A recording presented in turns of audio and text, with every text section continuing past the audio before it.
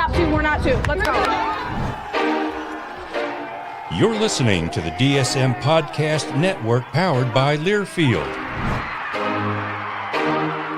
Talking Drake Athletics, the 515 podcast in 3, 2, 1. Here we go.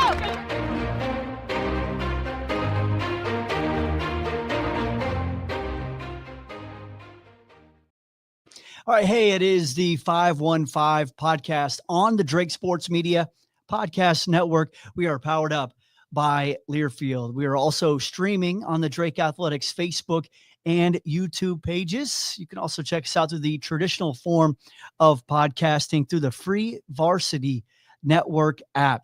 Drake men's golf coach Matt Lewis joins me coming up. He's got a big day today here in Des Moines. I'm your host, Michael Admire. It is the week of April 21st, and happy Relays Week to all. And because of the 115th Drake Relays, we have a bonus 515 podcast coming up tomorrow morning. The voice of the Relays, Mike J., joins me to talk about his history here at the Drake Relays and in Des Moines at Drake Stadium.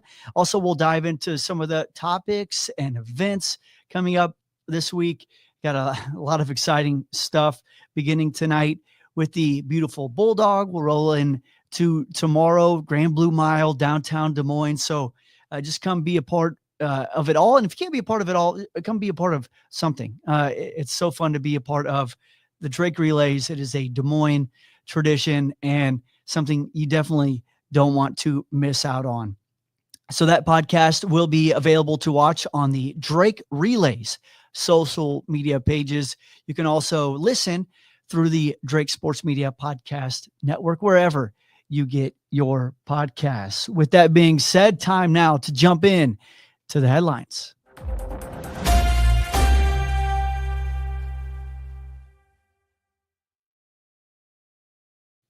All right, so don't have a ton of time to run through everything every week, but we cannot have this without a couple special shout outs today. Softball taking the series against UIC with a Saturday sweep. Sammy Miller launches her third home run in the last 5 games, 4 total on the season. So Miller on a little bit of a heater right now. The Bulldogs also on a nice run. They're now above 500, 11-10 in Missouri Valley Conference play. Also a tip of the cap to the women's tennis team, winning their second Valley competition of the year on Friday, beating Missouri State 5-2. Of course, we got all the relay stuff happening this week, but today, the Missouri Valley Conference Men's Golf Championships started right here in the 515 at Des Moines Golf and Country Club. Drake head coach Matt Lewis joined me joined me last week to talk about all the stuff that's happening for his team today. 3 rounds, and it was originally scheduled Sunday, Monday, Tuesday, but the team ends up getting Easter off because of the weather. Now they got 2 great days of competition at Des Moines Golf and Country Club. All right, without further ado, let's jump into this one-on-one with Drake head coach of the golf team.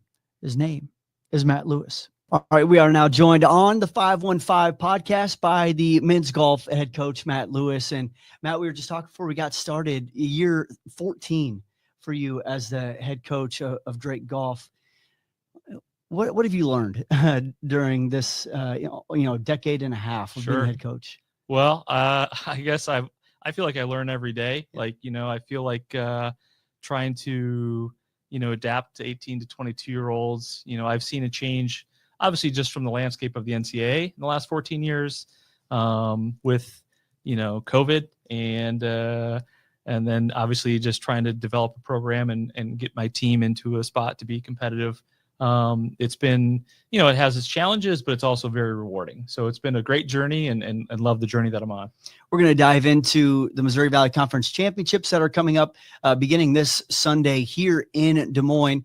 We're going to talk about that in just a second, but we're a week out from the Masters, and there's still a little bit of buzz residue from what went down on Sunday. And just kind of your thoughts as a golf professional. How did you receive the Rory getting the career Grand Slam done? Sure. Well, the first disappointing thing is we were competing on that Sunday at the Missouri's tournament. Yep. So I didn't get to see one shot. So all the watched a little bit early in the week on Thursday and Friday. But I think overall for golf, it was amazing. I mean, to complete the Grand Slam, to be, I think, the 6th person to do that, it's a long time coming for him. He's been an amazing ambassador for the PGA Tour, with everything with LIV the last few years. And you could see by his emotions, right? Like it meant the world to him. Great for golf, great battle from a lot of people that saw it, watched it, were there, that covered it. They say it might be one of the best Masters ever. So I'm disappointed I missed it. But then also too, pretty proud of obviously Zach finishing top 10, having a career low one of the days, shooting a 66, and really climbing up that leaderboard where he's had a lot of good tournaments this year, but really maybe not putting it together for all 4 rounds. So I know for him at 49 years old to compete at that level is pretty awesome. Yeah, that was, Rory winning. That was a ton of fun. It was a great round of golf. Sorry you had to miss it. That sucks with sports. During basketball season, the big basketball games are happening when you're usually playing, or during baseball season. Same thing, and obviously for golf. So that is a little frustrating. But yeah, the thing for me too was going back and seeing what Zach did. He wasn't highlighted a ton on the broadcast, but then all of a sudden you look at the leaderboard and he was kind of, steady all weekend, and then finishes tied for 7th, second best finish at the Masters outside of winning it. Did you get a chance to talk to him, and what does it mean for this program whenever Zach's at the top of the leaderboard on big Sundays like that? Sure. Well, I think for me specifically, so I reached out to him and just congratulated him. Obviously, I mean, it's an amazing feat. He's competitive. I know he wants to try to get one more win, maybe before he transitions to the Champions Tour as he turns 50 next year. But he's still playing really competitive. And I think for him, he's driven to have, one more win, one more really good finish. And like I said, he's had a lot of good tournaments this year. For him to break through a little bit and have that strong finish on that last round probably means a lot to him. And for my team, obviously, as an amazing ambassador and, alum of Drake Golf and a friend of mine, I mean, he's a great role model, so I think early on in my career, he was maybe more relevant in the golf world, 10 years ago, 12 years ago when he was winning majors, top 25, top 50 in the world. I think the last 4 to 5 years for my current guys, they look at him maybe as, a little past his prime or kind of moved on and, has good rounds every now and then. So for me, it's pretty awesome and I think for them too, to see like, he still has it, right? He still has it. It's just a matter of putting it together for 4 straight days. I'm excited too. You mentioned it, he turns 50, so he'll be eligible for the Champions Tour next year, which means he can make a stop at the Principal Charity Classic. I'm not asking you to break any news or anything, but I mean, how cool would it be to have Zach back, not only in Iowa, which he's played in some tournaments adjacent to Iowa, but to have him back in Des Moines? I would not be shocked if that's going to be a regular stop for him. He's played Wakanda many times. He's proud of his Iowa roots. Obviously, it'd be a nice homecoming. I could see him maybe getting involved in that event, kind of like he does with John Deere Classic. I don't know that to be true, but I could just see him transition from kind of what he does with the John Deere Classic to, the Principal Charity Classic, and how awesome for Des Moines to have obviously a Drake Golf alum to be a part of that event for hopefully many years. That's too cool. It's such a fun connection, and it gives Drake fans a rooting interest, every Absolutely. Weekend. All right, let's go into a little bit of this season. You all worked your way towards the Midwest during this championship season. Had a couple tournaments out in California, Arizona. Naturally, you got to get some rounds in February and March. But then I played the last 2 tournaments, Columbia and then in Iowa City. So just kind of overall thoughts on this season as you now prepare for the Missouri Valley Conference tournament. Well, I think big picture, we were disappointed with how we played in the fall. We got off to a slow start and kind of worked through our lineup a little bit, kind of evolved and changed, as a new team, right? Every year had a transfer in, had a couple new guys come in and just trying to figure out where everyone was at. We were really inconsistent in the fall. We definitely got better throughout the year. So we were motivated to maybe play more up to our abilities this spring. So the guys worked really hard over the winter break. A lot of guys went somewhere or took some time to practice and play on their own, which shows the dedication for them to work on things on their off time. And then this winter, we just really hit it hard inside this, in our off season, being able to practice inside, got out from time to time when the weather cooperated. Obviously, we're playing tournaments in early to mid-February when we're obviously snowbound here. So it's a little bit of kind of knocking the rust off early on, but I thought we hit the ground running.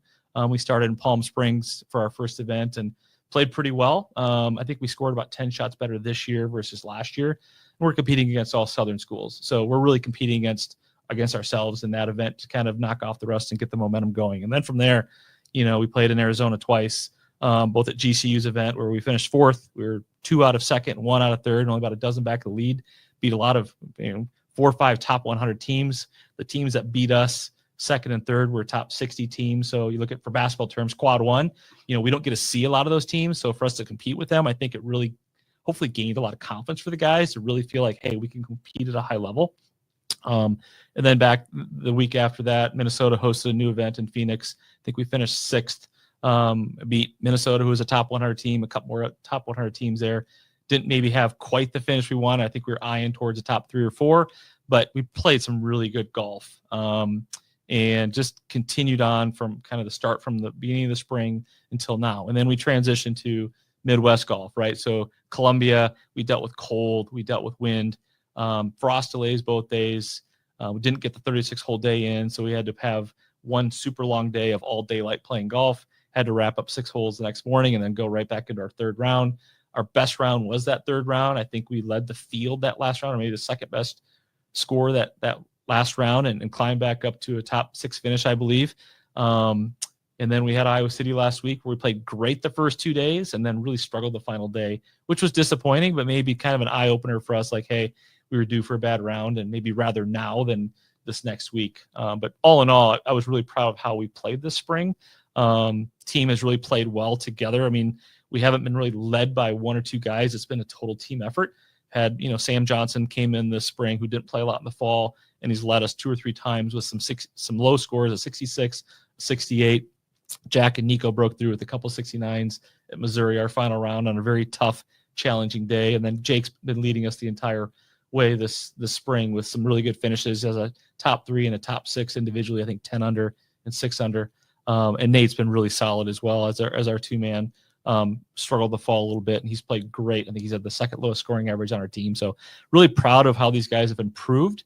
And I think they're looking around each other like, we've got something good going here. So we just want to keep it going and get ready for this next week. Oh, that's fantastic. Yes. And you get to host the Missouri Valley Conference Championships Sunday through Tuesday at Des Moines Golf and Country Club. Any advantage to playing on your home turf? Yeah, a little bit. So the first thing is, I think this is the first time we've hosted since 1995 at Glen Oaks. And I think Drake has hosted, which was before my time. But I believe Drake has hosted maybe 4 or 5 times. I did some research on this originally. Glen Oaks has been there maybe once or twice. Des Moines Golf and Wakanda have been the venues. There was one year, I think in the early 1900s, where they didn't know which course it was. So maybe Waveland or something. But it's exciting to bring it back after a long time, right? This has been in the works for 2 or 3 years. Des Moines Golf is obviously championship golf with, a recent host of the Solheim Cup in 2017, hosted the U.S. Senior Open in 1999. So the way our conference works for their conference championship is it's a no-play policy for 9 months prior. So this is a course we don't play a whole lot, so we don't want to give up one of our championship courses in the area, but we do get out there from time to time. Maybe like a once a year, twice a year kind of thing, but we haven't been able to play there this year. So there's familiarity. 2 of my guys played in the state tournament there when they were in high school, which was about 5 years ago, which was on the same course that we're on now. I have a current player who's a member there, so he kind of gets grandfathered in and knows that course better than anyone. He's probably played there thousands of times. So a huge advantage for him, and we're trying to pick his brain on some of the nuances and some of the things there. But for the most part, it's a neutral site. We're playing for a conference championship automatic qualifier. I think the big thing is, sleep in your own bed, no travel, maybe a few more spectators than normal, but just the familiarity with the golf course, the grounds, the environment. We just need to put our heads down and do our work and go out and have a good showing. So who is the member? Jake Weisenberger. Okay, so one of your top players. Correct. As well. So that's nice to have. One of your top players have that familiarity with the course. I think it's so cool, and to bring this back to Des Moines, and for fans going out there that might want to keep an eye on the leaderboard, and some of the other teams in the Missouri Valley Conference that just a little couple sentences overview of what to expect the 3 days, Sunday, Monday, and Tuesday. Yeah, I think there's a lot of unknowns, to be honest with you, because I think the majority of the teams have never seen this course. We did a duel 2 years ago with UNI, and UNI and my team are both made up of a lot of Iowa guys or Midwest guys. So I know there's some familiarity with those two teams. But I think outside of that, most of the guys or coaches have not seen the course. So a lot of unknown from that standpoint. Weather's going to be a factor. I think Sunday is supposed to be kind of rough weather with some cold and rain. Monday and Tuesday look great. So if you're going to go out and watch, maybe advise Monday and Tuesday, 66 and 75 weather, golf weather. But I think it's just exciting to have such a championship venue that's had obviously national events at the professional level. And then these college guys are going to go out there and test their skills on this golf course. It's a straightforward golf course from tee to green. The greens can be challenging, and it's in great shape. Was out there this last week, kind of getting things ready with the pins and the tee markers and getting things set up from the layout. But now that that's done, it's just a matter of just going out there and doing our thing. And I'm not sure what a good score is out there, a bad score. Like I said, weather could be a factor. But all we know is we're just going to go take it one hole at a time and one day at a time, and hopefully play good golf. You spend so much time coaching. Do you get to play much at all? So if I play, it's more in the summer months, but I got to work that around my recruiting schedule. But both my boys play a lot of golf, so I try to get out in a lot of 9-hole rounds here or there, more social, more fun. I haven't really played in a tournament maybe in a couple of years. So I try to play from time to time, but it's more or less just kind of a family thing. When you take a recruit, or when you go on a recruiting visit, can you play 9 holes with them, or is that like not allowed? Yeah, no, I was just not allowed. It's considered like a tryout. Okay. Go to tournaments to watch them play tournaments when they come to visit. We can show them the courses we play. We can, show them the local golf courses that we have access to and that we practice at. But it's more of just, when you evaluate them, it's when they're at the summer tournaments. I'm sure you get asked this a ton of times, but I'm just curious, your favorite golf course you've ever played on? Ooh, ever played on? Or you can give us a couple. Yeah, I'll probably give you a few. So Interlochen in the Twin Cities. I worked there for a few years. Is one of my favorites. Calusa Pines and Naples is another really good golf course I've gotten to play. And then Prairie Dunes, kind of a Midwest top 25 golf course in Hutchinson, Kansas. Early on when Wichita State was in our conference, we had our conference championship there a couple times. I've gotten to play there a few times as well personally. So it's just 3 totally different golf courses, but those are 3 that I would play every day if I had the opportunity. All right. Awesome. Well, best of luck to you in this tournament. Appreciate your time. And we'll have to catch up again afterwards. Sounds great. Thank you, Michael.